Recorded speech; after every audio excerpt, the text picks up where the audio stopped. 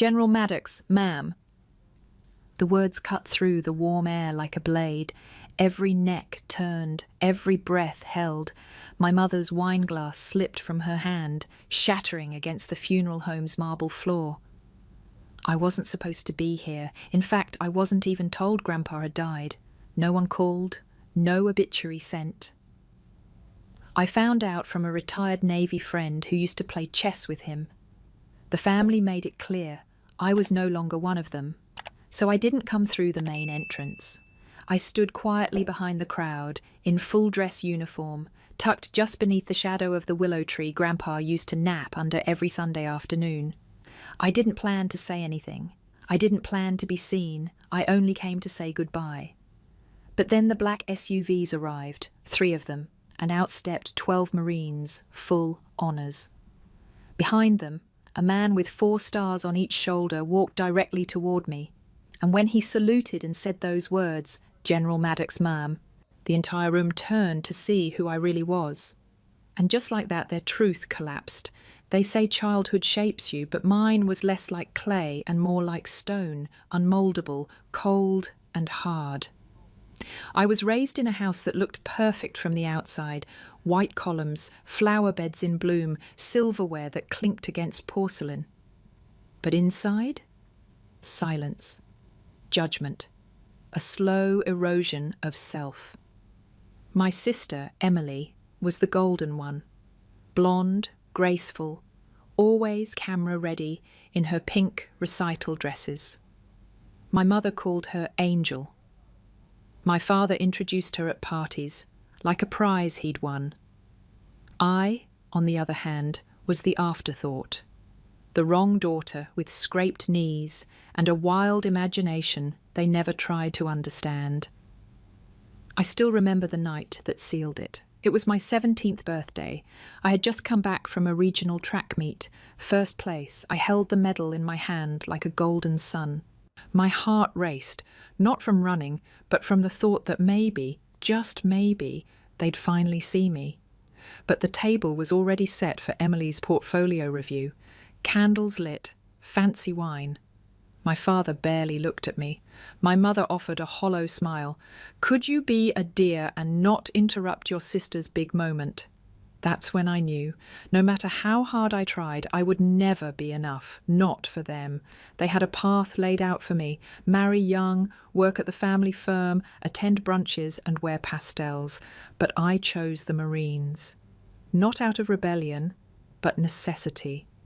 I wanted discipline, clarity, and most of all, I wanted to build a life that was mine. When I told them I enlisted, my mother blinked as if I'd spoken in a foreign tongue. My father didn't even respond. Emily laughed. But you hate camping. I didn't speak to them for months after that. Boot camp broke me and built me in equal measure. I was the smallest recruit in my class, but I learned fast. I learned to shut out pain, to master silence, to push until my lungs burned and my legs trembled. By the time I graduated top of my class, I had new scars and a steel spine. I sent them a picture, just one. Me in uniform, standing tall, sun in my eyes, pride in my chest. They never responded. Years passed. Promotions came. Deployments blurred into one another. Afghanistan, Iraq, Korea. I wrote home after every milestone. I sent Christmas gifts, birthday cards, letters from desert posts, with sand still caught in the envelope seams. They never answered. But I kept sending them anyway, like a child throwing messages in bottles into a black sea. I wasn't asking for praise, just acknowledgement. A nod. A single word that said, "We see you." It never came. One year, I returned stateside after a 6-month deployment and dropped by their house unannounced. Emily answered the door wearing silk and judgment. "You should have called," she said. My father stood behind her, arms crossed, expression blank. My mother never even came to the door. I left without stepping inside.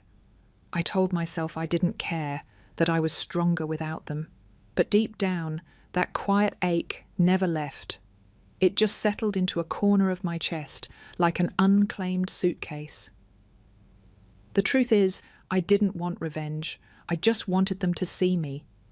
And that longing, that hunger to be known, was the one weakness I never learnt to camouflage. There was only one person in my family who ever made me feel like I mattered: Grandpa Joe.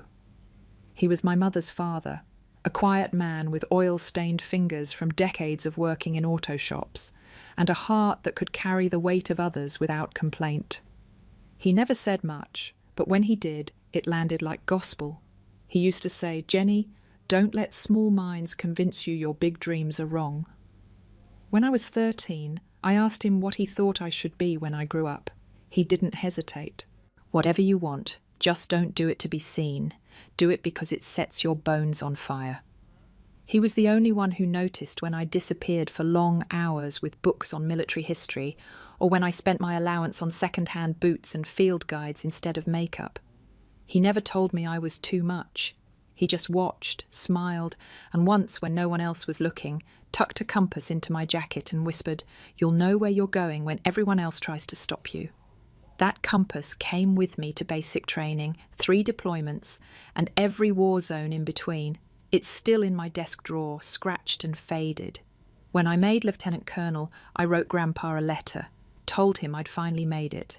Weeks later, I got a reply, 1 sentence, scrawled in shaking cursive. "Knew you would."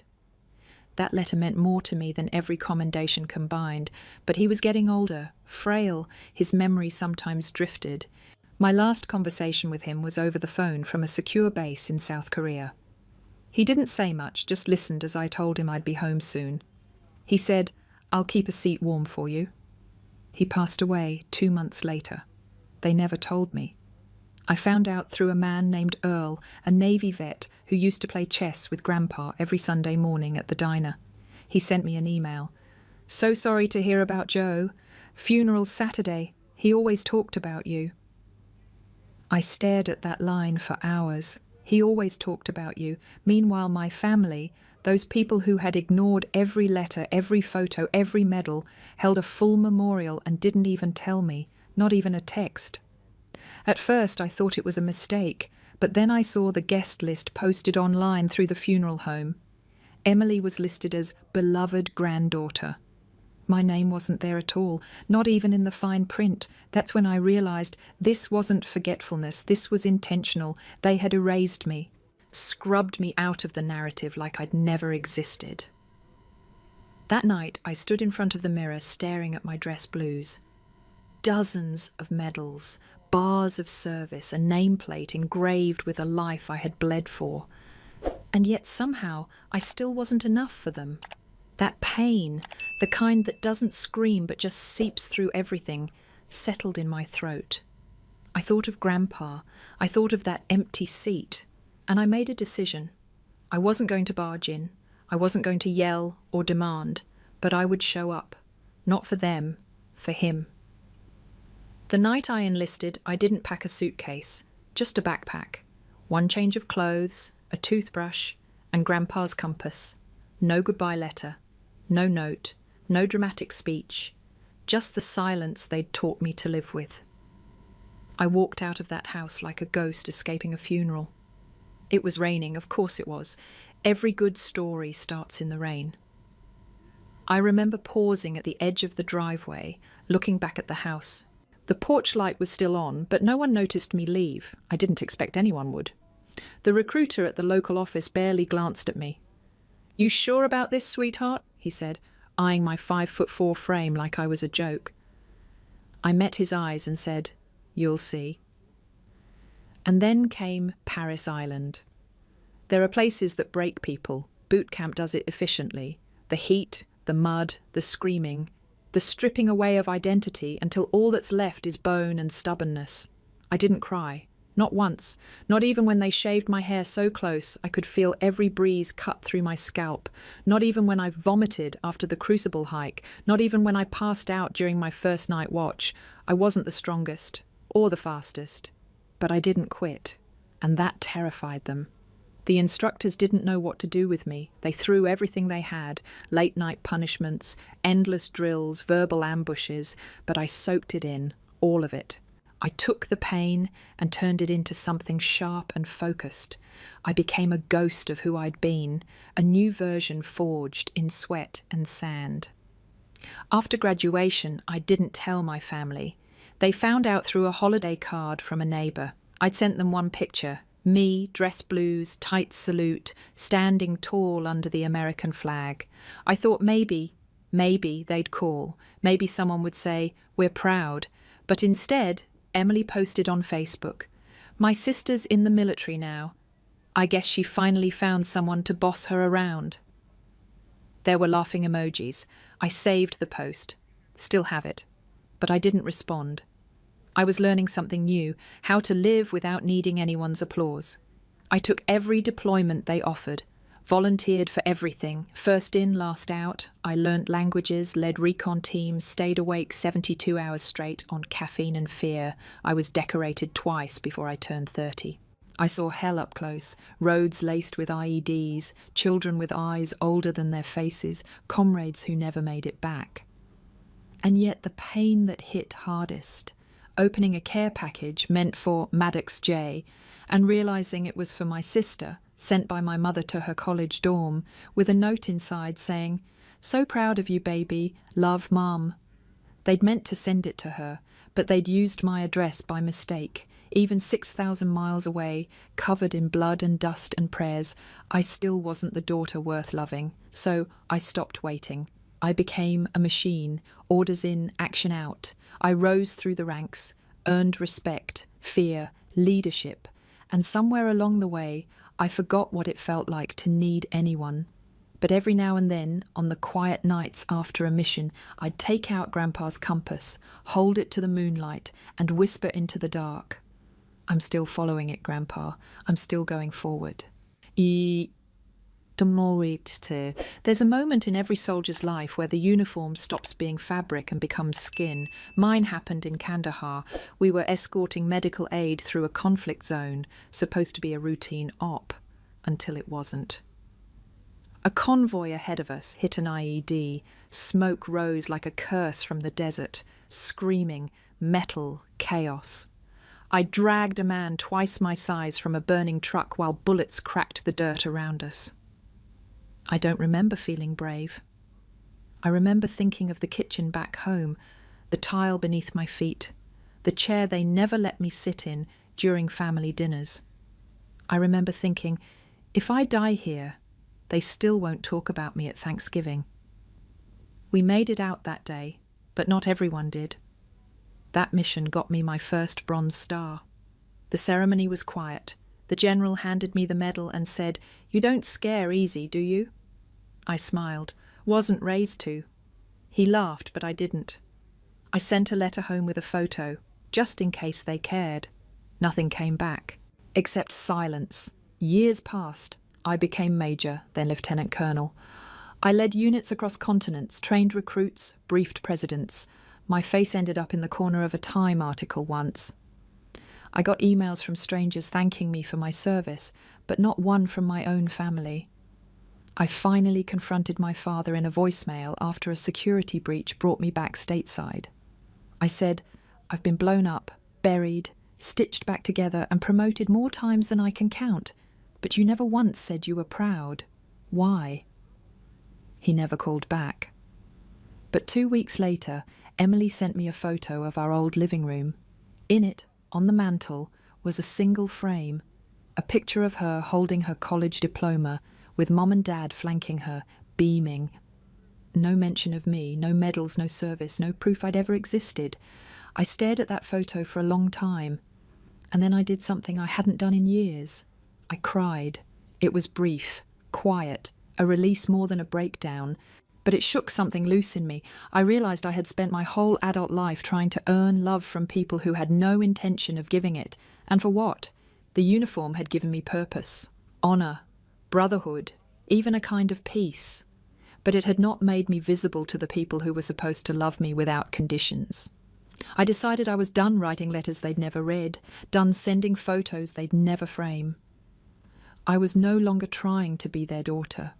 I was building something they couldn't take away, a life forged by fire, not approval. But just when I thought I was free of them, when I thought the door was fully closed, that's when the betrayal came. Not a rejection this time. A theft. And it didn't just cost me money. It nearly destroyed everything I had built. It started with a bounced payment. I was in Germany, overseeing a joint training op, when my assistant handed me a flagged alert from my bank. A tuition payment I'd scheduled for a scholarship fund I privately supported had failed. Confused, I logged into my account, expecting a clerical error. What I saw instead was a red warning banner, account overdrawn. That wasn't possible. I had a military pension, speaking fees, multiple investment accounts, and over a decade of untouched combat pay.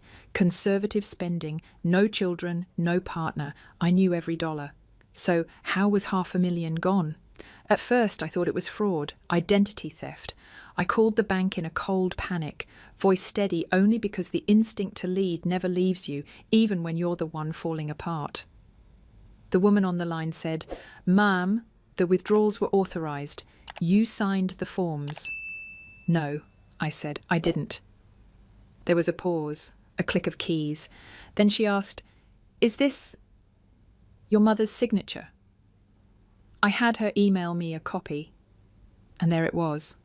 Not my handwriting, not even a good forgery, but my name, my SSN, my credentials, on paper, granting my mother power of attorney, except I'd never signed it. It had been filed 4 years earlier, back when I was in surgery, recovering from shrapnel wounds sustained during a raid in Kabul. I had been unconscious for 3 days, medicated for 3 weeks, and barely coherent for the month after. And in that time, my mother had petitioned for temporary financial control, claiming I was mentally unfit to manage my affairs. She cited combat trauma, used my absence as proof. The paperwork went through without challenge, because no one thought to ask me, and once the authority was granted, she didn't give it back. Over the next 4 years, hundreds of quiet transactions trickled out of my accounts. Tuition payments for Emily's kids, upgrades on my parents' house, reimbursements for imagined expenses. My signature, fake, shaky, obvious, was on every document. It was like watching your life get robbed in slow motion and realizing the thief had the keys all along. I flew home within 48 hours, didn't tell anyone. Instead, I went to the source, a small law firm in Charleston listed on the document's notarization. I told the receptionist I was General Maddox and I wanted answers. The lawyer who met me was young, nervous, said he assumed I had approved everything. My mother said I was deployed, unreachable. "She seemed sincere," he stammered. I stared at him and said, "Sincerity is not a legal defense." He turned pale. I walked out with copies of every document. My hands didn't shake until I got back in the rental car. And still, somewhere deep inside me, beneath the rage and humiliation, was a stupid, persistent thought. Maybe they needed the money. Maybe there was a reason. Maybe if I just asked, there would be some explanation that made it all make sense. So I made the call. One more time, one last attempt to understand. And what I heard on the other end wasn't guilt. It wasn't shame. It was Emily's voice, cold and sharp. "You owe us, Jenny. After everything you put this family through, that money was the least you could give." I don't remember what I said next, but I do remember how it felt. Like dying without dying. I should have walked away, filed the lawsuit, let the law handle it, cut them off like a rotting limb. But something inside me, it wasn't justice, it wasn't revenge, it was grief, twisted and confused. I needed to know how deep the knife had gone, whether they'd twisted it or just left it to fester. So I kept digging. I hired a private investigator, not military, not official, just a guy named Bryce, a retired detective who looked like he smoked a pack for every lie he ever heard. He was discreet, sharp, and most importantly, unimpressed by people like my family. It didn't take long. 3 weeks after I gave him access, Bryce slid a folder across my table at a coffee shop in DC. He didn't look at me when he spoke. "You're going to want to read this somewhere private." He was right. Inside, property records, deeds, bank statements, loan applications, all tied to one thing: my money, moved through shell accounts under Emily's name, and ultimately used to buy a lakefront cottage 2 states away. Registered owner, Josephine Maddox, my grandfather. Except I knew for a fact that Grandpa Joe never bought that property. He hated water, couldn't swim, always joked that if he wanted to die that slowly, he'd rather just get married again. And that's when it hit me. Emily had bought the house using my stolen funds, then registered it under Grandpa's name to avoid detection, knowing that if he passed, it would naturally pass to her through the family trust. It was smart, heartless, legal, barely. But that wasn't even the worst part. Tucked in the back of the folder was a scanned envelope, found in the attic of the old house Bryce had accessed through a third party. 5 letters, each one addressed to me, each one unopened, handwritten by Grandpa. The dates were all over the last 10 years. Milestones, moments, letters he'd mailed to my family's home address, because he never had mine, and every single one had been intercepted. The handwriting was shaky, sure, but his words were still sharp. "Jenny, I'm sorry I missed your promotion. Your mother said you wouldn't want me to reach out. I didn't believe her. You looked so proud in the paper. I cut it out, framed it. I showed Earl down at the diner and he cried. I cried too. If you ever come home, I'll make you my cornbread, the one you liked when you were 9. Don't let them make you feel small. I'm proud of you. Always have been." I sat there, surrounded by strangers sipping lattes, and I broke, not with tears, not with rage, just silence. Because it was all real. They hadn't just stolen money. They'd stolen my only connection to someone who truly saw me. They'd buried his words, blocked his love, left me out in the cold on purpose, and worst of all, he died thinking I ignored him. I stared at the last envelope for what felt like hours. It was dated 6 months before his death. The handwriting trembled, the ink was smudged. "Hope to see you before I go. But if I don't let them lie about who you are. Love, Grandpa." That was the night I stopped pretending I could fix any of it. That was the night I decided, if they wanted to erase me from the family, then I'd make sure the world remembered me instead. I didn't scream, I didn't threaten, I didn't drive to their house and demand answers. No, that would have given them too much power. Instead, I did what the military taught me to do best: strategize, plan, execute. I took every emotion, rage, heartbreak, betrayal, and folded it into silence. Not the weak kind, but the kind that builds momentum in the dark, like a wave pulling back before it crashes. I made 3 phone calls that night. The first was to my attorney, Sophia Grant, ex-JAG, sharp as broken glass and loyal as hell. I didn't need her to argue, I needed her to destroy. The second was to Bryce, the PI. "Keep looking," I said, "especially into the trust fund. I want to know if they touched Grandpa's accounts." The third was to a notary public. I had a plan, and it needed to be airtight. Sophia filed an injunction the next morning. We froze all assets connected to the Maddox family trust. If they tried to move $1, it would be flagged. Within 72 hours, Emily's accounts were locked. My parents' mortgage hit a sudden legal wall. The ripple began. And I still hadn't said a word to them. I booked a hotel room just outside the city. I needed to be close but invisible. I wanted them to feel the squeeze before they even knew where it came from. A week later, Sophia called me. Her voice was calm, but I could hear the satisfaction behind it. "You're not going to believe what we found." Apparently, Grandpa Joe had updated his will 6 months before he died, the same week he wrote me that final letter. He had gone to a small firm in Savannah, Georgia. No digital files, all paper. The only reason we found it was because one of the paralegals remembered the sweet old man who cried when he signed his last papers. The updated will named me, and only me, as the beneficiary of his entire estate. The land, the savings, the family business shares, even the copyrights to his old mechanic manuals. Every damn thing.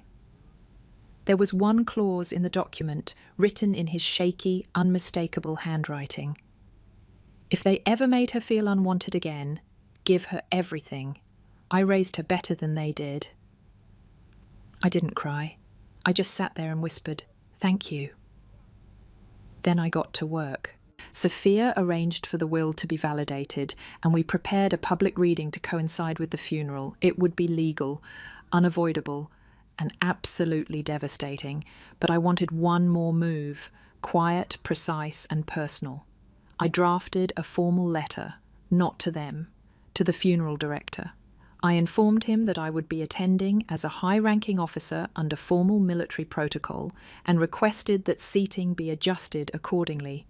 I gave no title, no explanation, just enough detail to make them curious, anxious. And when the director replied with a respectful, "Yes, General Maddox, we will be honoured to accommodate you," I knew the stage was set. Let them grieve a man they'd never really seen. Let them gather in self-righteous sorrow. Let them believe they'd won. Because when the curtain lifted at that funeral, the truth wouldn't just hurt, it would dismantle them. The week before the funeral, the silence from my family turned frantic. I didn't answer the first call, or the second. By the third, they started texting. My father, who hadn't spoken a full sentence to me in years, wrote, "We should talk. Things are complicated right now." No apology, no explanation. Just that tone he always used when he realised he was losing control. Emily followed 2 hours later with something colder. "Whatever you're planning, it won't change anything. You're not the victim here." I didn't reply. I just took screenshots and sent them to Sophia. Meanwhile, Bryce kept digging. He found a paper trail so sloppy it was almost arrogant. Emily and my mother had sold 2 of Grandpa's antique cars, restored classics he'd loved more than his riding mower, and deposited the money straight into their joint renovation account. They gutted his house, ripped out the workshop, turned his study into a yoga room. They even listed the tool chest I'd helped him build as a junk item and sold it for $30 at a garage sale. Every act was like peeling skin from old wounds, not because of the stuff, but because of what it meant. They weren't mourning him. They were harvesting him. The funeral was scheduled for Saturday, a small chapel near the river where Grandpa used to fish. He had picked the spot years ago. "Just toss me in the water. I don't want anyone crying too hard." He'd get the river. But not the silence. The night before the service, I stood in front of the mirror in my hotel room, staring at the woman I'd become. Dress blues pressed to perfection, ribbons aligned, shoes so polished they caught the light. And in my hand, Grandpa's compass. I opened it. The needle quivered, then stilled, still pointing forward.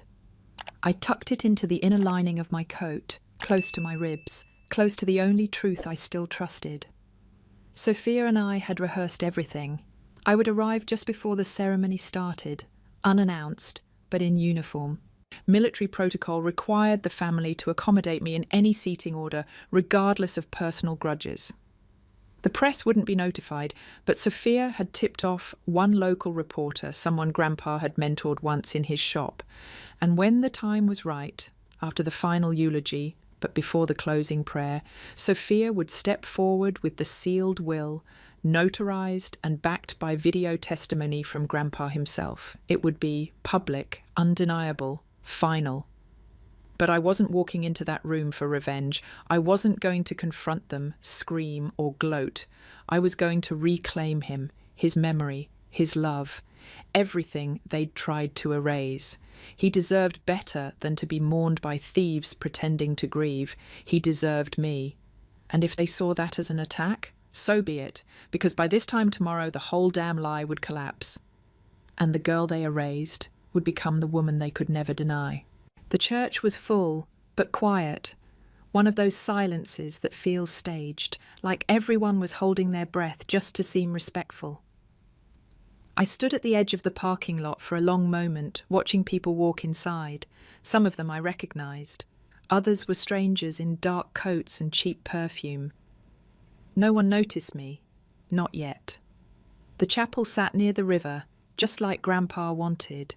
Spanish moss draped from the oak trees outside, and somewhere down the hill I could hear the soft lap of water against the rocks.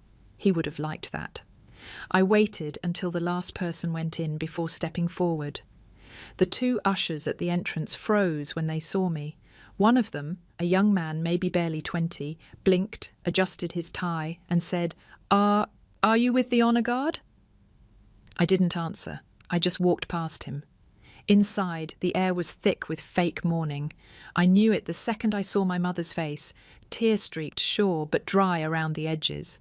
Emily wore black, like it was a costume. My father sat stiff, jaw clenched, refusing to look anywhere but the coffin. And there he was. Grandpa. In a dark wood casket, American flag folded tight at his feet. His photo framed beside it, young, smiling, grease under his fingernails, the way I remember him. I walked slowly down the aisle, the click of my dress shoes sharp against the stone floor. Conversations stopped. Heads turned. Whispers rippled like wind through wheat. And then I heard it. My mother's voice, low and clipped. What is she doing here? But no one moved to stop me. The chaplain looked confused but gave me a nod of acknowledgement. I returned it. My rank carried weight, even here. I took the last open seat in the front row, right beside Emily. She stiffened, arms folded, and whispered through clenched teeth, "You don't belong here." I didn't look at her. I just leaned in and whispered back, calm and steady, "He thought otherwise." The service began. Prayers. Psalms. A few distant relatives stood to share memories. One told a story about Grandpa fixing a transmission on Christmas Eve. Another talked about his famous cornbread. No one mentioned me, until the final speaker stood up. A short man in a grey blazer, voice rough with age, Earl, Grandpa's chess partner. He cleared his throat. "I wasn't on the guest list," he said, "but I had to speak. Joe Maddox wasn't just a neighbour or friend. He was a second father to me, and I know he'd want me to say this." He paused. He talked about his granddaughter, Jenny, every Sunday, brought her up every time we played, showed me her letters, her medals, pictures from deployments. You could hear the tension crack like dry ice. Earl looked directly at me. He said she was the only person in the family who ever listened to him. A beat of silence, then, said she was his legacy. Emily shifted beside me. My mother sat frozen. The chaplain began to close the service, but before the final prayer could begin, a figure stepped out from the side aisle, Sophia, calm, poised, holding a leather folder with gold trim. She addressed the room with perfect authority. "Before we conclude, there is one final request from the deceased to be honoured, as per his notarized and legally binding last will and testament." That's when it truly began, the collapse. The room shifted, chairs creaked, eyes darted, the kind of discomfort you can't fake, the kind that spills when people sense a storm and realise they forgot their umbrella. Sophia stood at the front, composed like a blade still in its sheath. She held up the folder. "This is the final amended will of Joseph Lee Maddox, dated 6 months prior to his passing, signed in the presence of 2 witnesses and notarized in accordance with Georgia state law. I have certified video testimony to accompany the document." My mother's head tilted slightly, a familiar tic. The one she used when she was calculating. My father looked confused. Emily looked like she'd tasted something bitter. Sophia opened the folder, cleared her throat and began, "To my daughter Margaret and her husband Charles, I leave nothing. You've taken enough." Gasps. "To my granddaughter Emily, I leave my silence. You spoke of family but never picked up a wrench, never asked about the things that mattered. I hope one day you'll understand the difference between inheritance and entitlement." A quiet, sharp intake of breath from the pews behind me. Then she read the last line. "To my granddaughter Jenny, who wore boots before lipstick, who never forgot where she came from, and who fought for things no one else saw, I leave everything. The house, the land, the accounts, my tools, my name, make it mean something. Silence. Pure, trembling silence. Then movement. Emily stood. This is a joke. That's not real. He was old. He was confused. Sophia lifted a remote and pointed it toward the projector screen behind the altar. The lights dimmed. There he was, Grandpa Joe, sitting at a table wearing his Sunday flannel, his hands folded, his eyes sharp with the kind of clarity no courtroom could challenge. "If you're watching this, I'm probably gone," he said. "I want this to be clear. Jenny gets it all. She earned it. The rest of you, I hope you find peace, but not at her expense." He looked off camera for a second, then back again. "Jenny, if they gave you this much trouble in life, I can only imagine how they'll act now. Don't let 'em shake you. I raised you better than that. You're the only one who ever sat with me in that old garage and listened. I love you, kid." The video ended. No music, no final word, just Grandpa fading into black, leaving truth behind like a trail of gasoline. Sophia closed the folder. "Per the terms of the will, Ms. Jennifer Maddox is now the sole legal heir to the Maddox estate and its holdings." My mother stood now too, her voice taut. You manipulated him. He didn't understand what he was doing." Sophia responded, cool and clipped. "We have medical evaluations, psychiatric sign-offs, and the original handwritten copy stored off-site." My father looked ready to speak, but didn't. He just sat back down, hard, like something inside him had given out. That's when the doors opened. 12 Marines entered, their boots pounding like a heartbeat across the chapel floor. At the front of the line, a man in a crisp uniform stepped forward, a 4-star general. He saluted, straight at me. "General Maddox, ma'am." The entire room froze, gasps, whispers. My mother clutched the pew. Emily's mouth dropped open, and in that moment I stood, not as a daughter who'd been erased, but as a soldier who had returned with her honour intact and the truth on her side. The general nodded to me once, then to the coffin. "He spoke about you often, said you were the strongest person he knew." I didn't cry, I just whispered, "Thank you." Because for the first time in front of everyone who doubted me, I wasn't invisible anymore. After the funeral, I didn't go home. I drove straight out of town, windows down, uniform jacket folded beside me, the river fading behind like a chapter finally closed. There was no victory in what happened, no satisfaction, just weight. The kind that settles behind your ribs and reminds you that even truth comes at a cost. By the time I reached Grandpa's old house, the one they tried to steal, the one I now legally owned, it was nearly dark. The front porch creaked like it remembered me. The key still fit.